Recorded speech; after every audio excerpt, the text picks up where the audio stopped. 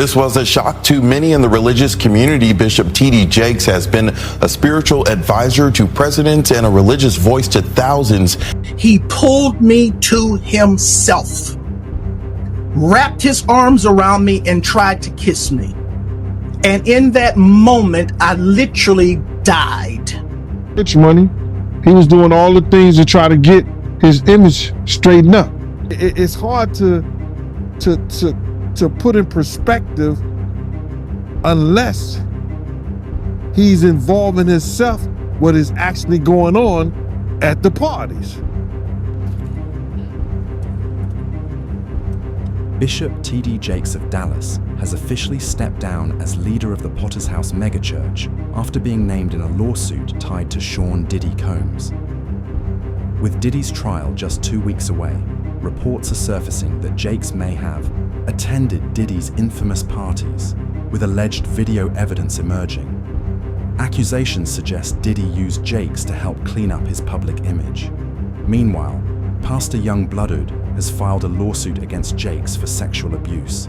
As more details come to light, pressure is mounting, and many believe Jakes' fall from grace is just beginning. His time may be running out. This was a shock to many in the religious community. Bishop T.D. Jakes has been a spiritual advisor to presidents and a religious voice to thousands. Now he says it's time to pass the baton to a new generation.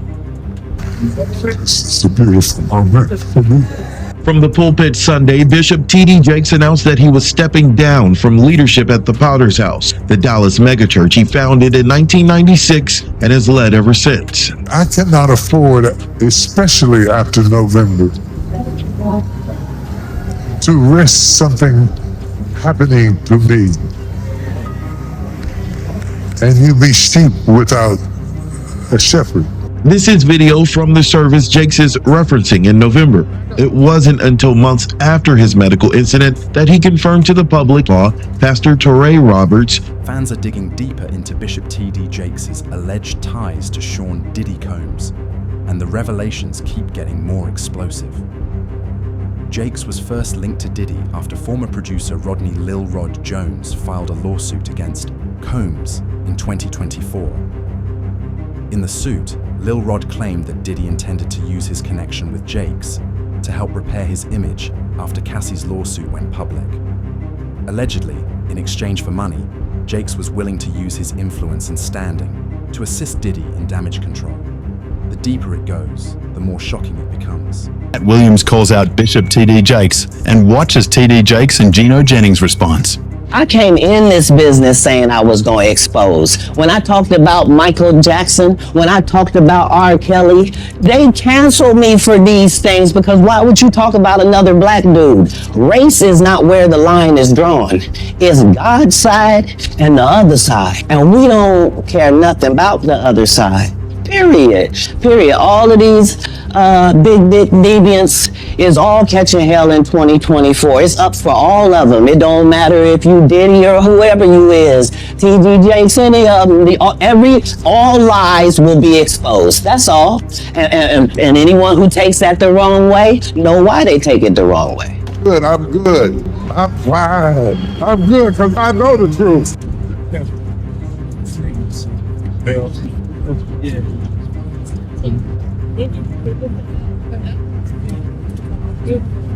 And Sean Diddy Combs. That worked with Combs. It discusses how the singer planned to leverage his relationship with the bishop to soften the impact on his public image of Casey Ventura's lawsuit. Ventura is a former girlfriend of Combs who filed her own lawsuit in November alleging abuse, violence, and sex trafficking. This federal investigation have come out of these private lawsuits. Oh, absolutely. If it involves sex trafficking or drugs or weapons or other illegal behavior. Lori Levinson is a former federal prosecutor.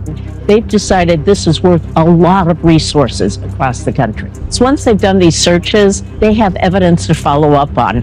And if they've got it, they'll... On November 25th, Bishop T.D. Jakes filed a defamation lawsuit against fellow pastor Dwayne Youngblood. Youngblood had accused Jakes of attempting to sexually assault him at the age of 18, even claiming that one of the incidents occurred during a church service. According to reports, Youngblood said he had witnesses and phone records to support his allegations.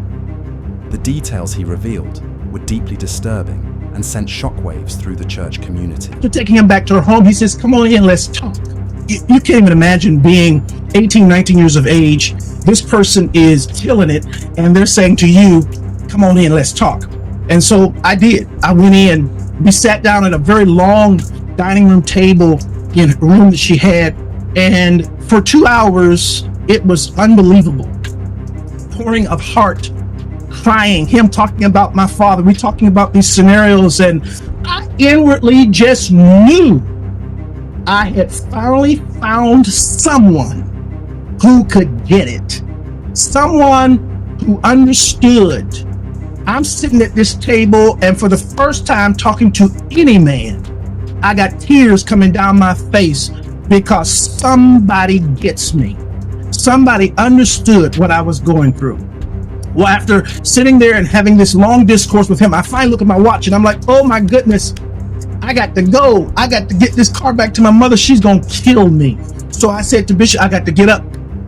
And I got up from the table. He got up from the table. He walked around toward the way I had to exit quicker than I got over there.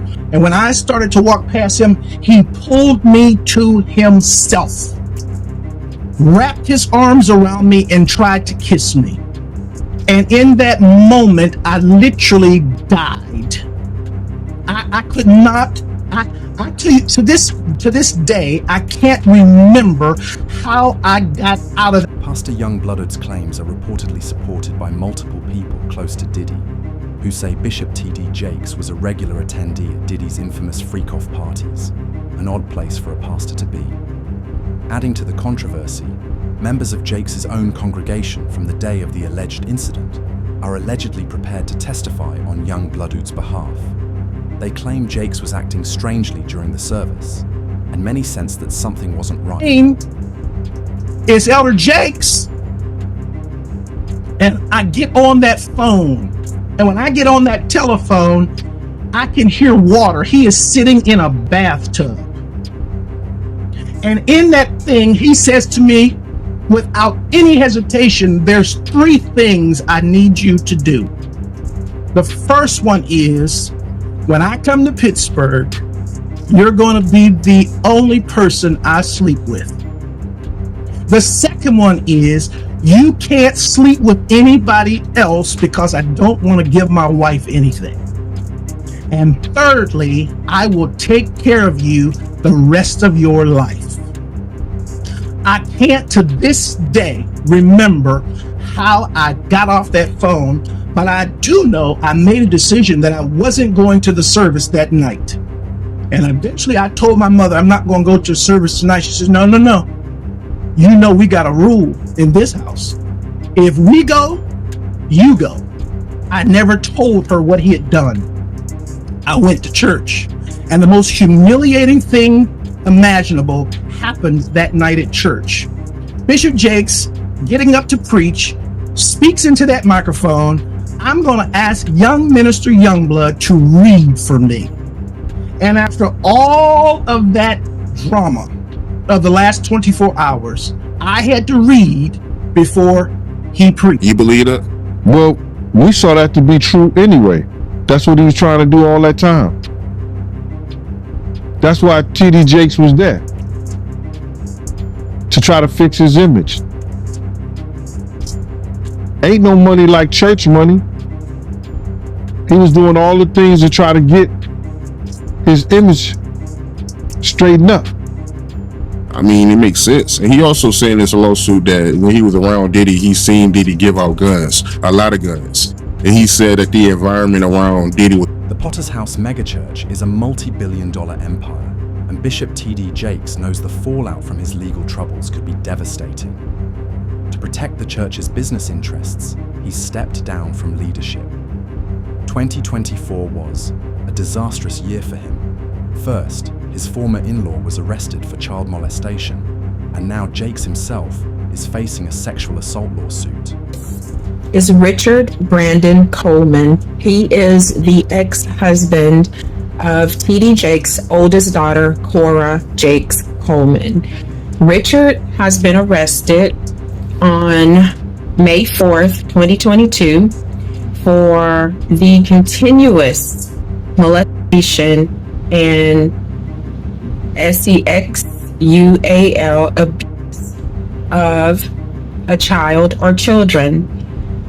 It is being reported by family members that the child that he was abusing is their now 13-year-old adopted daughter, Amari.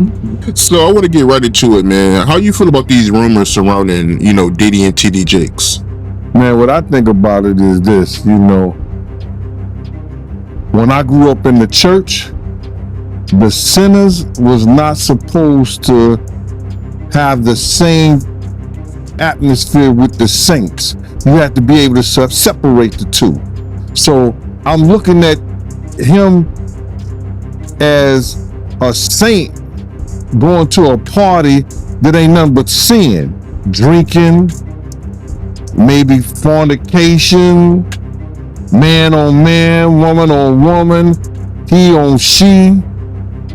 But maybe he there to lay some hands on somebody. Maybe he there to save some souls. I know he got a contract with Revolt, so I'm just like, it's just real strange that he would be found at any kind of Diddy party or any kind of place with Diddy unless it's in a business atmosphere. So now what he's doing is he's making the Christians look real bad right about now. Gene Deal says that it's hard to imagine why someone like TD Jakes would be at a Diddy party. Even back when Gene was with Diddy, everyone knew what was going on at these parties. For someone like TD Jakes to be present at these parties and be a regular there, it just doesn't make sense. I think that he's going to the Diddy parties, bruh. If he's going, well, we know he's going to the Diddy parties, and I know I know what usually happens at the Diddy party, or what we told this happened at the Diddy parties. Maybe you need to see it for yourself, man. Maybe you need to go there and really be involved in some things that could help save some individuals while they going to those parties. Or maybe he just going to, man, it's hard to even talk about. Why would you find a religious man, when you know that the saints supposed to separate themselves from the sinners? And why would a religious man like himself be at a party which ain't nothing but sin that's going on, bro? Whether it's drinking, maybe fornicating, maybe, like I said, men on men, women on women. It's hard to put in perspective unless he's involving himself what is actually going on at the parties. Gene Deal says it's hard to understand why someone like TD Jakes would be at a Diddy party. Even back when Gene worked with Diddy, everyone knew exactly what went on at those events. For a high-profile pastor like Jakes to not only attend, but be a regular guest, it just doesn't add up. Combs' legal team is getting a little smaller as the rap mogul's defense team prepares for his May trial on sex trafficking charges. His attorney, Anthony Rico, respectfully but regrettably requested to be dismissed from his role, according to documents obtained by NBC News. Rico, who is one of 6 attorneys on the case, requested in the February 21st filing to withdraw as representation because, quote, under no circumstances can I continue to effectively serve as counsel for Sean Combs, consistent with the ABA standards for criminal justice. The motion continues, quote, while I'm aware that the local rule requires that an application for withdrawal of counsel is supported and granted only upon a showing by affidavit or otherwise of satisfactory reasons for withdrawal, there are sufficient reasons related to the protections afforded by the attorney-client privilege for brevity in my application for withdrawal as counsel in this case. So the high-powered law firm of Grubman, Shire, Masalis, and Sachs has dropped Combs as a client. Now, This is the firm of Alan Grubman, who is a very prominent entertainment lawyer that represents some very big names. The Weeknd, Madonna, Chris Brown, Paul Simon, Usher, Bruce Springsteen. In fact, by the way, Alan Grubman was inducted into the Rock and Roll Hall of Fame. He actually helped found that back in the 1980s. So, gives you an idea about how big of a powerhouse this firm is. Now let's go back to Sean Combs. So the rumor circulating is that this firm did this because singer and actress Lady Gaga had threatened to leave the firm unless they parted ways with Combs. This is according to reporting by News Nation. And it's a big deal because the rapper and producer had apparently been with Grubman's firm for over 20 years. He was friends with Alan Grubman.